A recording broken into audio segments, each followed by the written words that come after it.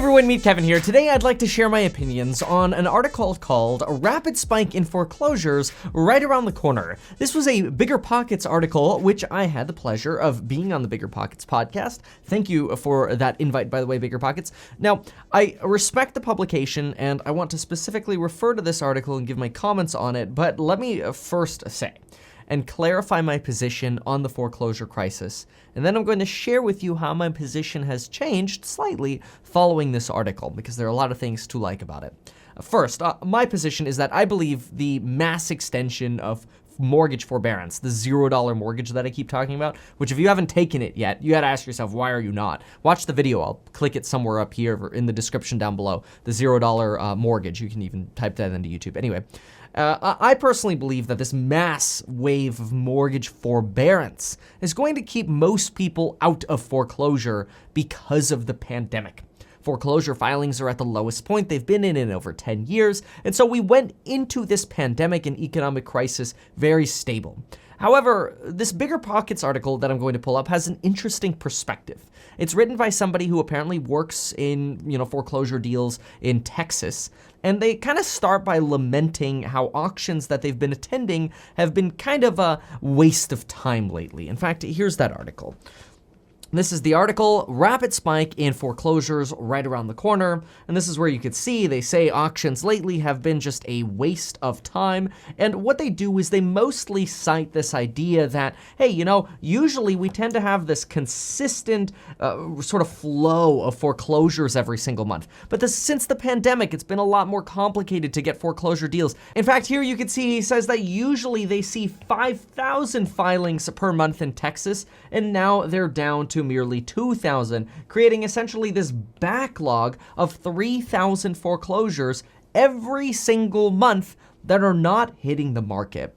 And so his suggestion ends up being that, hey, you know what? We might be in for a rapid spike in foreclosures that suddenly hit the market because of this backlog that's building up. The fact that, people who have been in foreclosure since before the crisis, they can't really continue their foreclosure process. They can't get foreclosed on. Well, that might end up leading to a spike. And so here's how we're going to deal with this and try to figure out what the heck is going on. There are 3 steps that we need to follow. First, we need to understand the difference between pre-coronavirus foreclosures and post-coronavirus foreclosures. Then we want to look at the different processes for foreclosure, and then we can make a conclusion and a game plan. First, pre-corona foreclosures versus post-corona foreclosures. If somebody went into foreclosure prior to the coronavirus, yes, they will probably very likely continue to go through the foreclosure process. They will probably end up having a foreclosure sale and will probably end up seeing that property on the market as an auction, a foreclosure, a short sale, or some form of distressed sale. And this backlog of foreclosures might lead to a spike in those types of sales coming on the market. This is true, and we're going to take a look at which states we believe we're going to see more of those in. So this I agree with Aaron on. But on the flip side, people who are potentially facing foreclosure because of the pandemic, in my opinion, probably won't end up going through the foreclosure process. I don't think we're going to see a dramatic increase in foreclosures, again, because of the mortgage forbearance that we're seeing. So really what we're talking about here is, what were foreclosure filings usually, and what are they now? And then that difference is the backlog. Using Texas as an example, every month we get this sort of 3,000 foreclosure property backlog. This is true. This all piles up. Okay, so we've got that. But what's the next step? Well, that brings us to understanding the different processes. See, there are judicial foreclosures and non-judicial foreclosures. And I'm just going to simplify that and say there are foreclosures that you have to go to court for, and there are foreclosures you don't have to go through court for.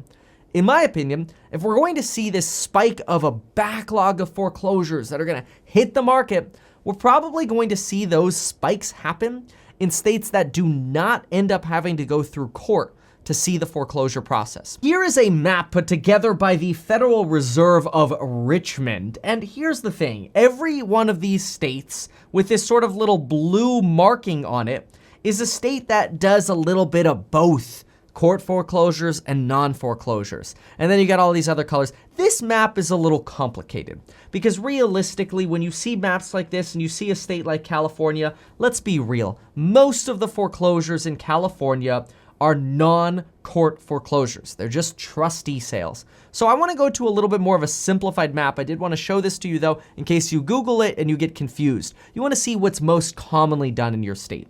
This is what's most commonly done in states.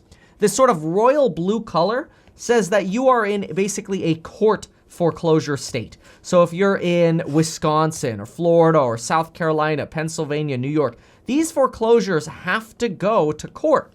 The problem with that is it's gonna take a while. So even if you have a big fat backlog of foreclosures, courts are slow, courts are going to be inundated. You're probably really just gonna see foreclosure proceedings, instead of taking maybe 1 year or 2 years in these states, they'll take 2 years to 4 years. You're just gonna see the time double that it takes to get these properties to market, which means, in my opinion, in these blue states, these royal blue states, we're not going to see a spike in foreclosures. Because in the entire United States, I don't think we're going to see a spike in foreclosures from the RONI, but we might see a spike in foreclosures from the backlog, but not in these states, because these states are gonna be stuck in court. All these royal blue colors, they're gonna be stuck in court. We're not gonna see those listings for a while, and everything's just gonna get kicked out.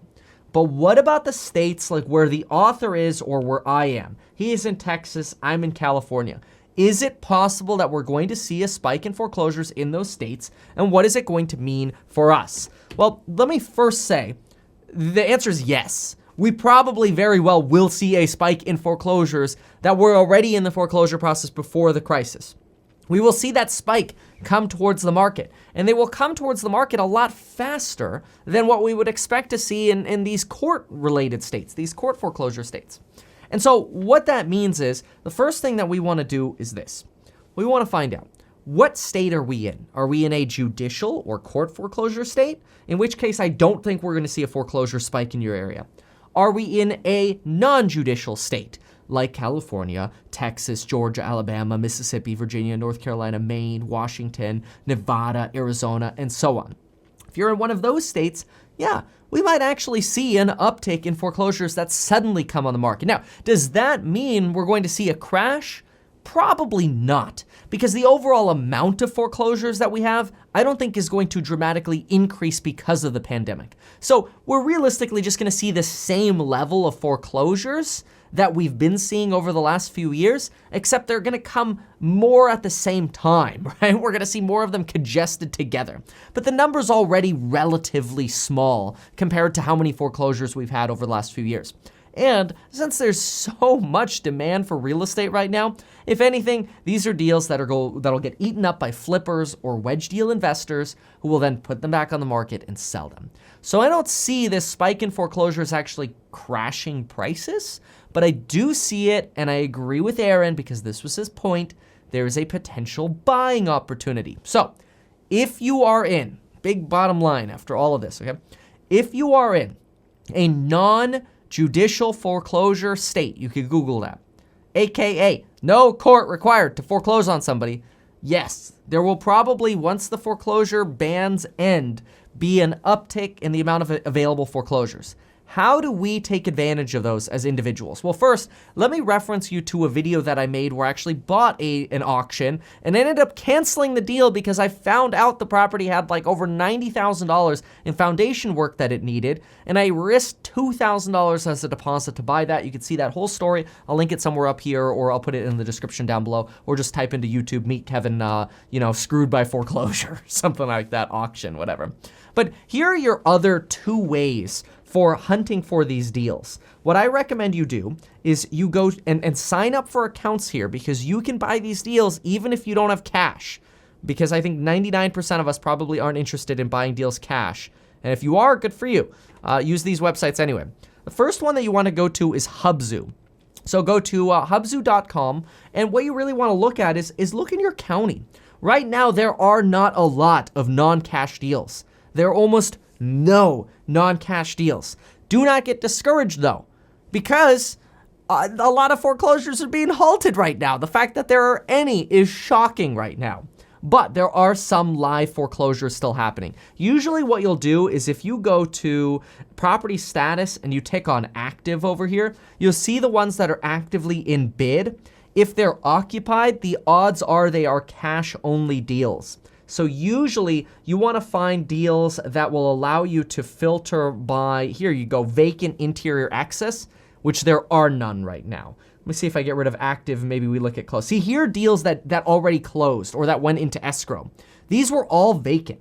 Most of the time, these vacant deals, you could bid on them online, you could get a loan on them, you can do an inspection on them. You see, look at that. See, financing considered right here. Get access code, financing considered. Oftentimes, the deals that are vacant will also go on the MLS.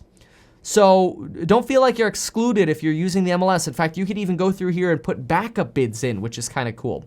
So hubzu.com is the way to do that. Again, the way I found this is I went to hubzu.com, I put the county in. Once you go to the county, you really want to sort by these over here on the filters. Go to the vacant interior access ones. Those are usually the ones that are going to allow you to get financing and do an inspection. I like those. Those are good. The other website you can go to is you can go to auction.com, do the same thing. So Los Angeles, let's type in Los Angeles County here together. Let's tick this. Los Angeles County. By the way, if you appreciate how I explain these things, do consider checking out my real estate investing course linked down below and my do-it-yourself rental renovations and property management course. I keep that pretty updated. There's a coupon code down below that we've extended to July 4th, so give that a check. I'd love to have you in there. At the same time, you'll also see a link to sign up for life insurance. I had to mention that, right?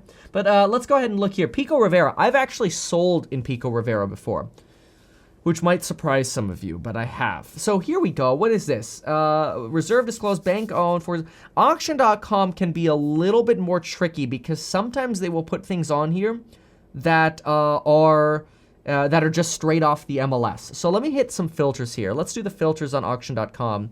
So let's do auction ends within the next 5 days. That sounds good. And then here, online auction is what I want. Okay, no properties. That's kind of what I was expecting right now. And that's just because of the market we're in right now because there are so few. Online, if you get online auctions on auction.com, those are the ones you want to look for.